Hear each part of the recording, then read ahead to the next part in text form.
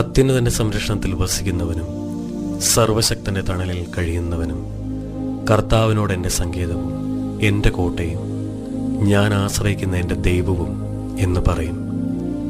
അവിടുന്ന് നിന്നെ വേടന്റെ കെണിയിൽ നിന്നും മാരകമായ മഹാമാരിയിൽ നിന്നും രക്ഷിക്കും. തൻ്റെ തൂവലുകൾ കൊണ്ട് അവിടുന്ന് നിന്നെ മറച്ചുകൊള്ളും. അവിടുത്തെ ചിറകുകളുടെ കീഴിൽ നിനക്ക് അഭയം ലഭിക്കും.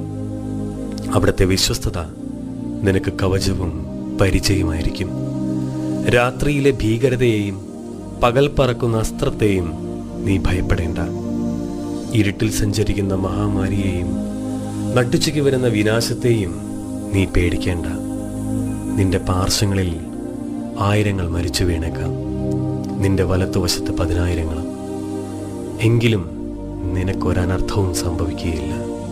ഞാൻ അങ്ങനെ വിശ്വസിക്കുന്നു. ആമേൻ.